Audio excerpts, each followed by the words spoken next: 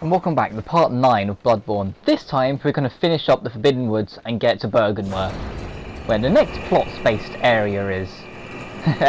since I did start doing this area, but we got access to the Nightmare Frontier, so I wanted to get it out of the way. But yeah, but we're now approaching, as I'm saying but a lot, we're now approaching the one part of the Forbidden Woods where a lot of people get lost, including myself a little bit. Well, it's not that I get lost, I get a little bit disorientated of where I am for a second at one point. So that's like the main reason why this video is 17 minutes long, because this area is only about 5 minutes big, and the boss isn't that hard. I just end up going in the wrong direction quite a number of times, looking for loot. And I know I missed loot as well, because there's an armor set in here that, although isn't that good, I was still a little bit like, oh, when I realised I'd missed it. And I didn't really want to waste time going back and looking for it, so I just moved ahead.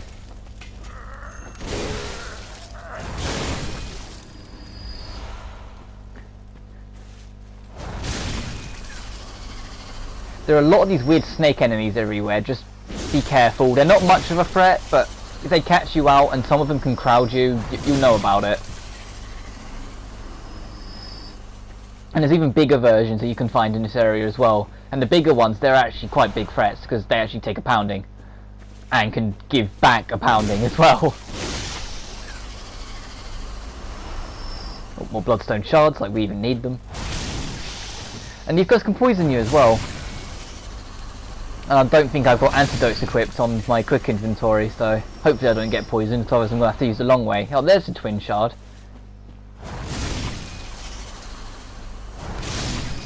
I'm just using the slam down attack because it's killing them in one, and so it's easier than just swinging twice.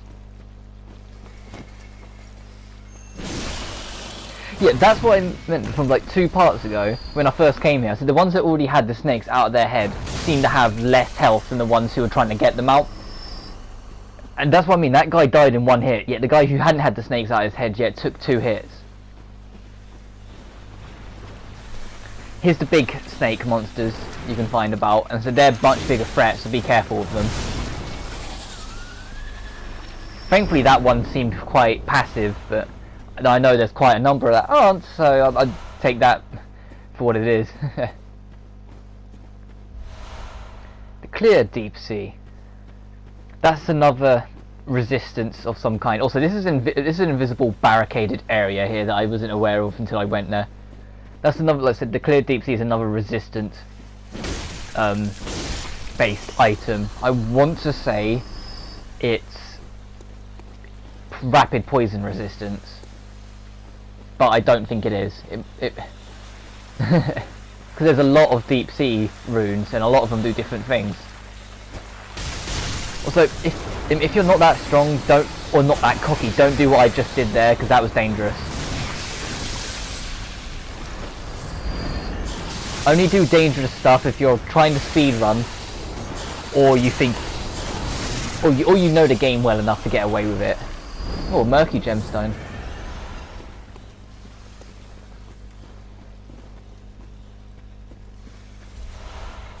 Or twin shards. Oh, who knows? I might actually be able to level up to level 6, which is the max you can get with the twin shards soon. Because after that is the chunks, and the chunks. We can actually find chunks now, it's just a lot of hassle, because as of right now we can get access to Castle Cainhurst. It's a significantly higher level area than what we are right now, so it's not worth going there yet, which is why I'm not. I won't be going there until after Rom's down. Also, these guys here can do that with Scream attack you just witnessed, that makes more of these guys appear. But yeah, like Castle Cainhurst, there's the odd bloodstone chunk you can find, which is like the 3rd level, but it's just not worth it right now to go for it.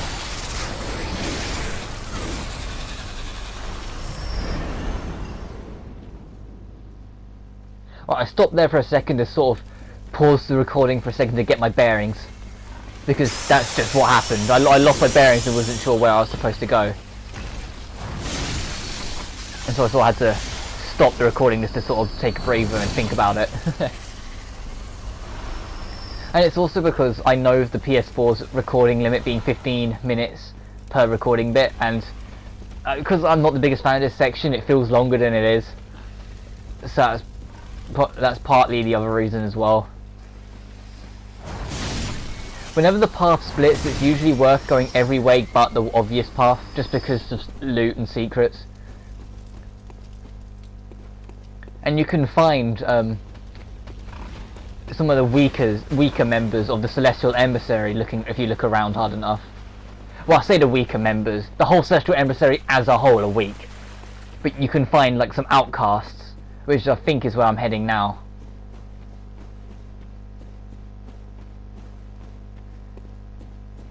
Because the Celestial Emissary is an army of these weird insight alien things, these things. And they're horrendously weak in general, but they're even more weak to electricity. But I'm not going to waste a bolt paper on these fuckers. If they have their tentacles out their heads like this, it means they can use magic. And for them to be able to get that move, they just need to be left alone long enough. If you attack them, they'll never be able to do it. Once again, making them even more puny, because that means they're restricted to happy slaps until they can get enough distance from you to risk trying to transform.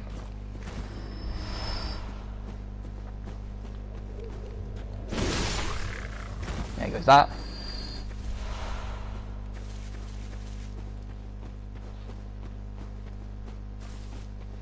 In the boss version, when we actually get to Celestial Emissary later on, there's not even a strategy for that boss, because you've won before you've even like started trying to work out the strategy. The boss is so pathetically easy. But I'll save that for that, because I have nothing to say come to it. Well, I probably won't have much to say when we get to it anyway, but like I said, I'll leave it for when we get there. But the way we're supposed to go is when we came down to this bit, there was like a ditch to our like immediate right, and I'm ignoring that immediate right because I want to explore all the alternate paths first.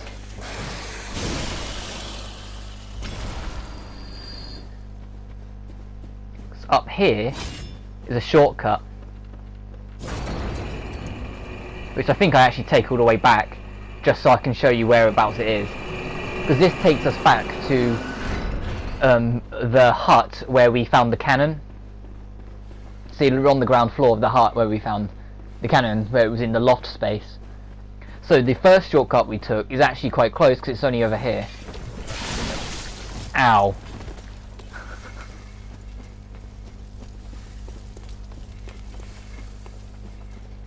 Because this is the shortcut that we found the League member.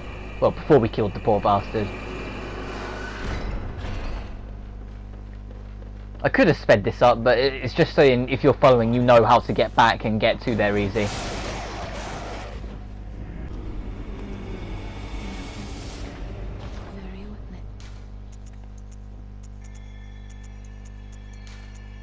If I can't upgrade both my strength and skill, I notice I have a habit of just upgrading something else if I can't upgrade them both at the same time. Oh no, I actually used my Cold Bloods.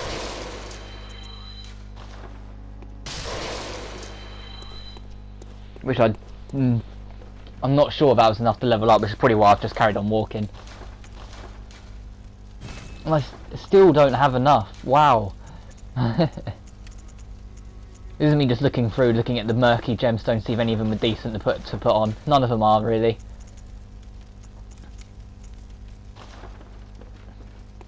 I still didn't get to see what the deep sea, the clear deep sea did, because I was scrolling past too quick. I always check the insight shop every so often because they sort of add stuff to the insight shop at random. Well, that's how it feels. That's the Tomb Prospector armor on the shelf. I mentioned it in the previous part, but it does have much higher stats in a lot of other categories, just poor frenzy resistance. And so I know I mentioned it in the previous part, so I'm just repeating myself. But it is worth going for if you just want a high defense build. Hopefully I've cut to the second shortcut usage. I think we'll send the lift back up behind. Yep.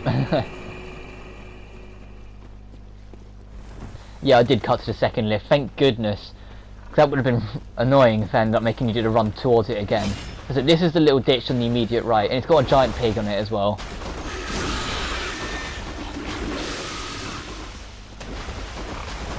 And you can tell these ones are slightly stronger because of the weird scales they've got on their back.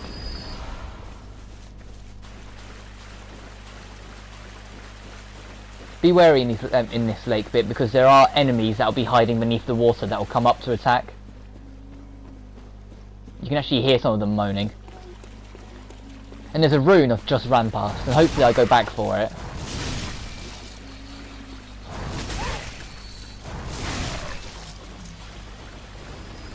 Because when we turned right and go up across the upper path instead of going across the water, if we cut through the water, yeah, there's a crap ton of enemies there, but there's another rune.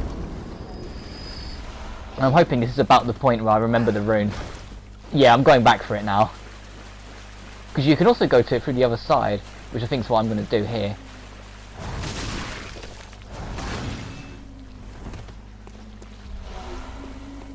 The Dissipating Lake. I want to say, I'm not sure, but I want to say the Dissipating Lake is the one that allows you to get health back through visceral attacks. I don't think it is, but I'm hopeful it is, because there's a lot of runes, and I'd like to think that after all the experience I've had with this game, I'd get one of them right. But I don't know. I think it's that's what that one is.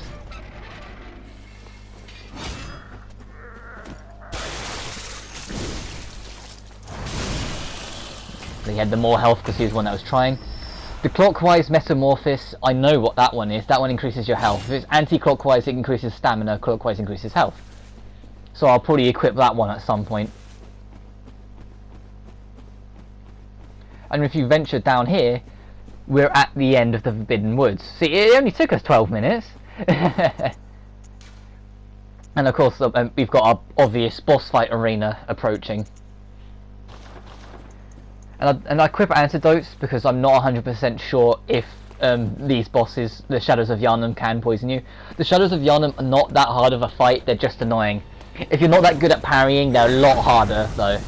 But because I'm good at it, well, I'm not going to say good at it because I do make mistakes now and then, but I'm consistent enough that this boss doesn't give me much trouble.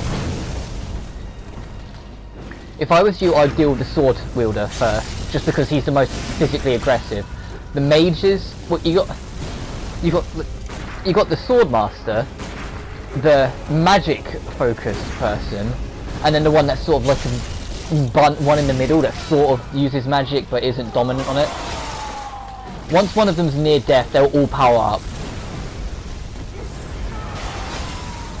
which is a shame because then the idea of like trying to get all three of them low and then like just taking them all out in one go is kind of ruined, because as soon as one of them it gets relatively low, they all get powered up. But I understand why they did it. It's to stop us doing exactly that, getting them all relatively near the same point of health and then taking them all out before they could do anything. Once one of them goes down, they will become slightly more aggressive though. The next one I usually go for is just flat out mage, just because the one that's in the middle you can still parry. This one you can't really parry unless they try and swing the Tonitrus, which is that little mace thing they've got, but it's not a lit Tonitrus. So I'm not sure if it's even called a Tonitrus still. Because most Tonitruses have electricity coming off them, but this one doesn't. Right, when there's only one left, they will start doing this, which is summoning. And this is like one of the only spells I really wish you could get in the game. But you might be able to get it, but I haven't collected it at all. And I've searched the entire game inside out on my main file. And I've used every single spell I can, and none of them are this, because I'd love to have this, just giant snakes coming out the ground and fucking everything up. But that's probably why you can't use it, it'd be OP. You can actually attack the snake things. The closest you can get to this is the Madaris whistle, which makes just a giant mouth come out the ground. And they spam it. Also there's 3 snake heads, never forget that. Because I had 2 on screen and I thought I was safe at that point, forgetting that there is a 3rd one. At this point I just want to kill the fucker because I'm bored of it summoning the snake. And there you go. The only strategy I can really have is if... Oh, Blood Rapture makes it so you can obtain more blood echoes, I think. Just to quickly go over it again, because I didn't really explain myself that much. With the Shadows of Yharnam, a dude with the sword can be parried easily, so it's better to focus on him first to get him out of the way. After that, the full-on mage is a bigger threat than the sort of mage, sort of a sword person, so which is why I go for the mage. The mage can't really be parried that much as I get attacked by this prick. The mage can't really be parried much, but it's easier to just massacre them. And then that always leaves the last one, and then avoiding the serpents, just keep moving and keep aggressive, and you shouldn't have that much trouble. These enemies can inflict frenzy on you if they get their grab attack on you. I was trying to do my usual way of handling them, but it just wasn't giving me much to work with. I wasn't getting fortunate with it but it's just how it happens though. But we're now at Bergenworth, so I've done all the exploring I want to do for this part, so I'm gonna level up, and then I'd call it a part once I've gone through all my stuff, because I did pick up a lot of new stuff, and I still can't upgrade both at once. I'll actually upgrade my strength a bit. 25 strength is actually pretty nice. I'd be happy with 25 strength and skill for the rest of the game, but I just upgraded it a bit more to be safe.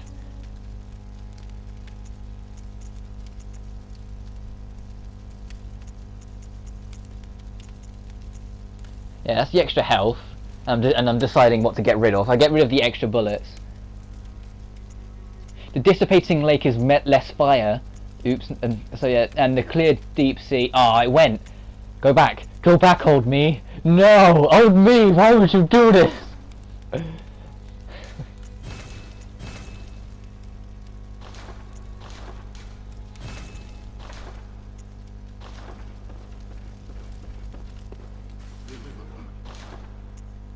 Well, hopefully you managed to read it anyway.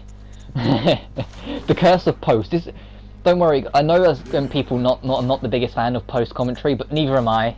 I don't like post commentary either. I'm just doing it because it's the only way I could get through this game and have commentary for it. And the next game, whatever games I do afterwards, I won't be doing it for. So I'm sorry guys if any of you don't like post com, but I'm getting through it. But sometimes things like that just happen. Anyway, I've talked enough because I'm out of footage for this part. So anyway, next time on Bloodborne, we'll explore Bergenworth and deal with Rom ending the second phase of the game. But until then, you guys take care now.